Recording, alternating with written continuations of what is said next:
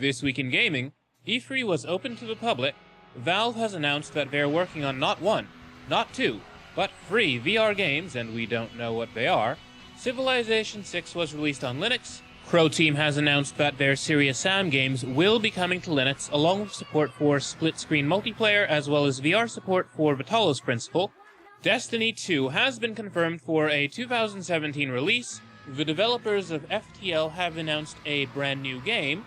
Star Trek Bridge Crew has been delayed to May 30th. AMD will not offer official Risen support for Windows 7, and we have news about Destiny 2. This is 1RBC Gaming Weekly.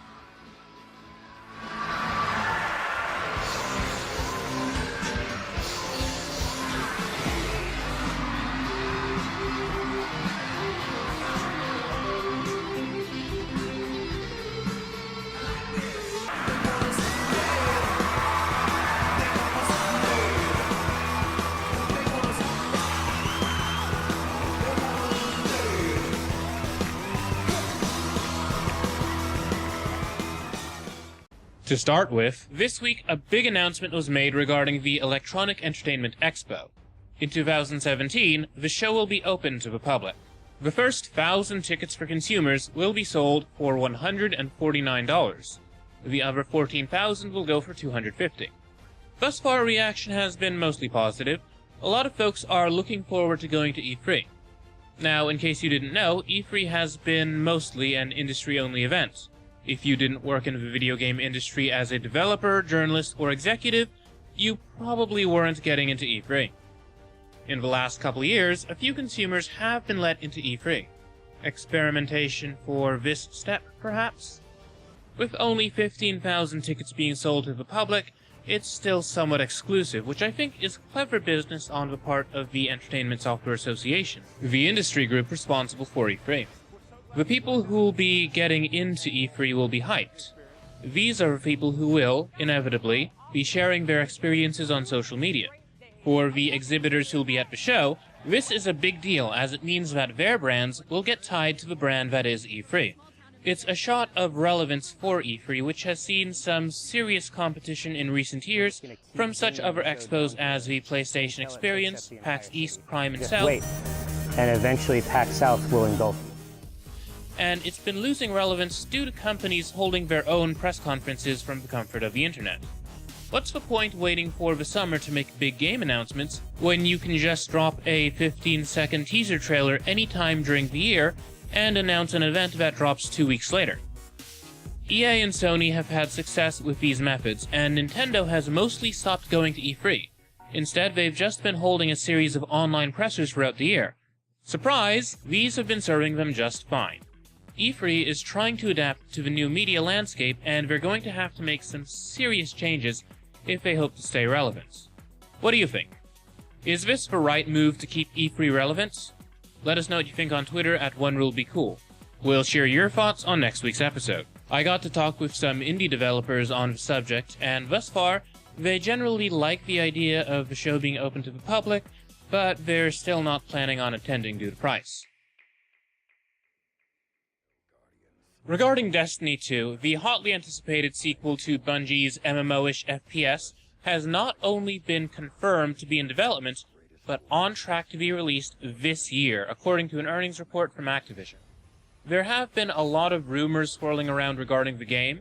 Some say it'll be coming out on PC in addition to Xbox One and PS4, but we're still waiting on confirmation for that.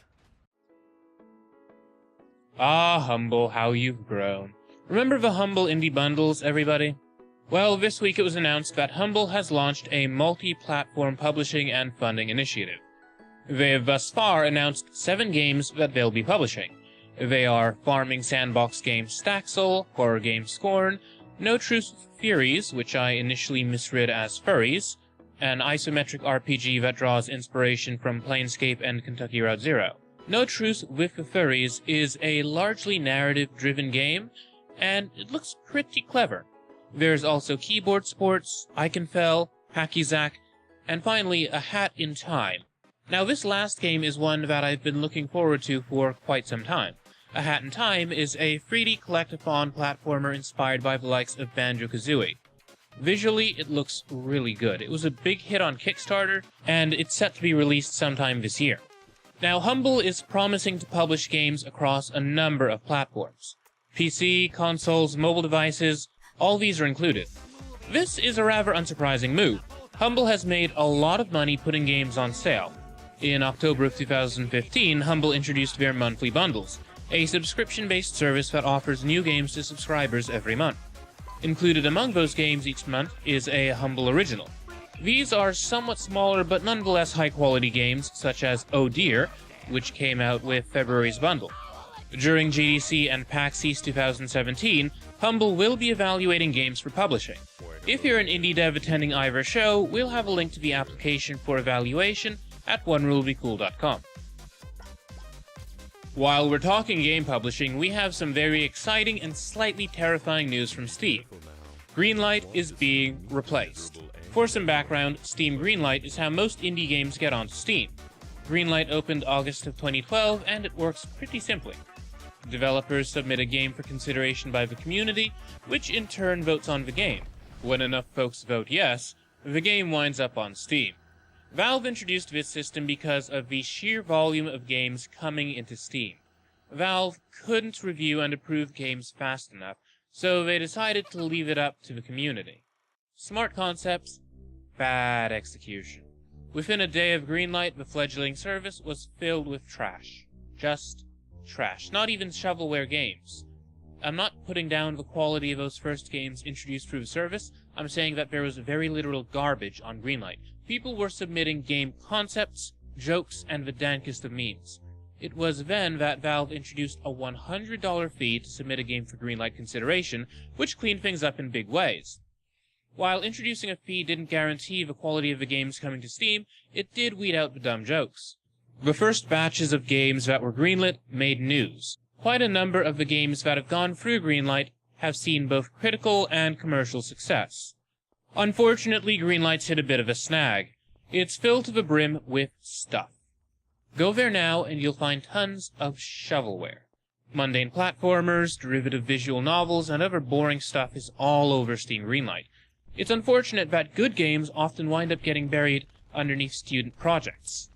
I mean no disrespect to any developer, and I'm sure that there are a lot of hard-working game design students out there who are happy to experiment, but I imagine that it must be frustrating to spend 5 years polishing a game and spend an untold amount of time stuck on Greenlight, surrounded by asset store flips and Microsoft Paint adventures. Valve has realized the problem, and in a post from Steam employee Alden Kroll, they've announced that they're going to replace Steam Greenlight with Steam Direct sometime this spring. According to the announcement, Steam Direct will cost developers, and there will be a fair amount of work involved.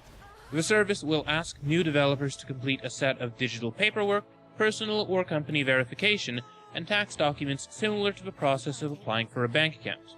Further, Valve is planning on submission fees, and they're still in the process of determining just how high these fees will eventually be.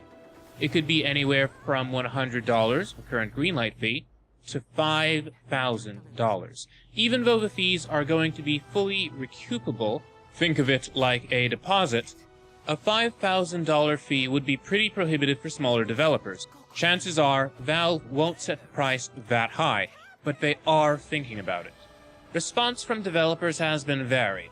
Some hate the idea of Valve charging more, while other people are excited to see Greenlight go.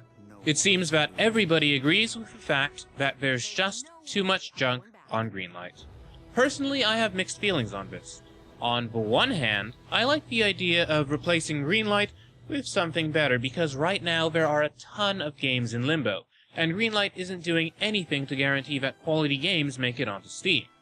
Speaking as a game journalist, believe me when I say that there's tons of junk on Steam. I see new stuff go up every week, and a lot of it struggles to be mediocre. That said, I don't think raising prices is necessarily a good way to improve quality. Millions of dollars get poured into publishing deals for bad AAA games. Meanwhile, there are perfectly good indie games that get produced on shoestring budgets. I'm really hoping that Valve leverages the new data that they've accumulated with their tagging system to show games on Greenlight to the people who care about them. Case in point, I'm a huge fan of Mojang Scrolls. It's a digital card and board game, and unfortunately it's almost dead. I'm one of a few active players in the world. If a game identical to Scrolls were to appear in Steam Greenlight, you can bet that I'd vote yes for it in a heartbeat. I wouldn't be surprised if there is a Scrolls-like game on there. Unfortunately, I'll probably never know about it due to all the junk that I'd have to wade through first to find it.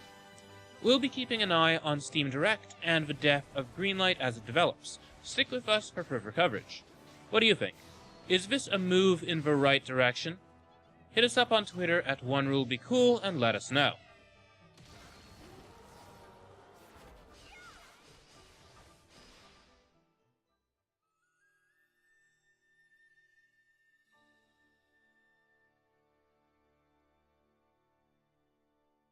Released on Steam this week is local multiplayer tower building game Totemori, which shocked me by being completely free to play. The game's premise is pretty simple. Blocks fall from the sky and you use them to build towers. Also, you can sabotage your opponent's towers. Now, I confess, I haven't played it, but I am looking forward to trying it. Thus far, it's gotten really good reception from the players. I'm just personally surprised to see such a nice, polished game completely for free. I'm probably gonna wind up trying it out next time I have guests over and we're looking for a game to play. Totemori is currently available on Steam for Mac, Windows, and Linux. Rhythm RPG Crypt of the Necrodancer was released on the Xbox One this week. The game is a roguelike with a twist. You have to move and attack to the beat of the music. The game was released on PC a while back, and it is an incredibly clever take on a rather saturated genre. If you're looking for something fresh and funky, it's worth checking out. I really have to thank a fan of the show for gifting it to me a while back.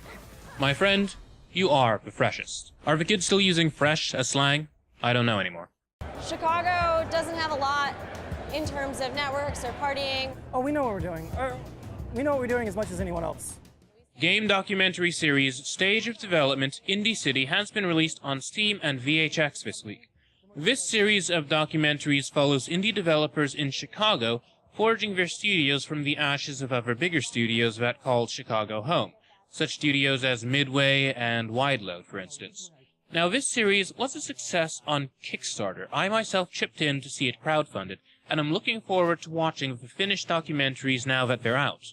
I'll be sure to report in next week with my thoughts on how it turned out, so please be sure to tune in. Some of the developers covered in the documentary include William Cheer, developer of Manifold Garden, Wild Horses, the people behind Octodad, and Tony Thornton, writer of the upcoming We Are Chicago.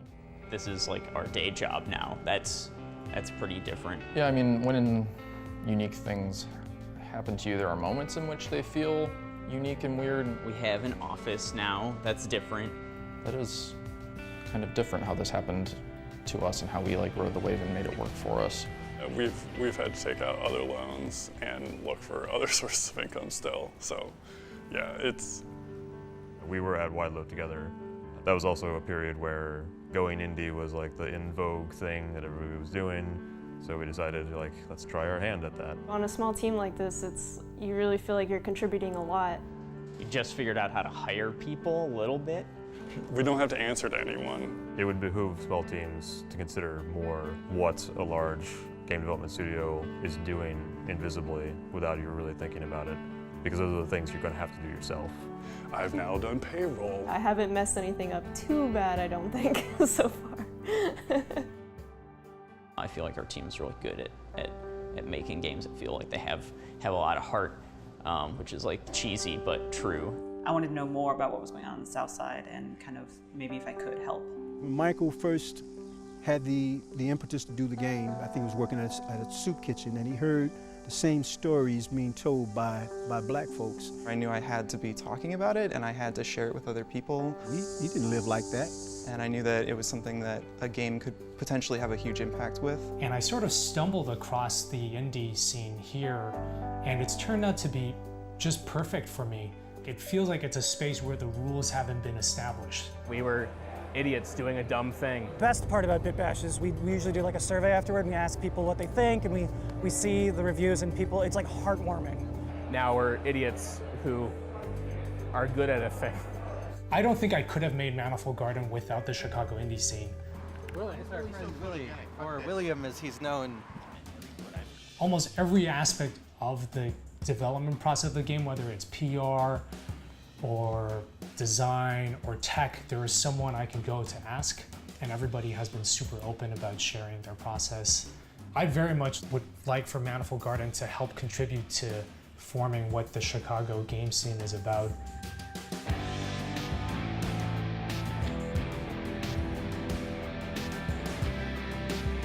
There's this realness to it. I feel like everybody here who has creative drive is doing it because they believe in the project and they know they can make something viable out of it. I do believe the game is going to do well. And like, even though we are fueled by that silly hope that isn't really justifiable, I'm just optimistic about it.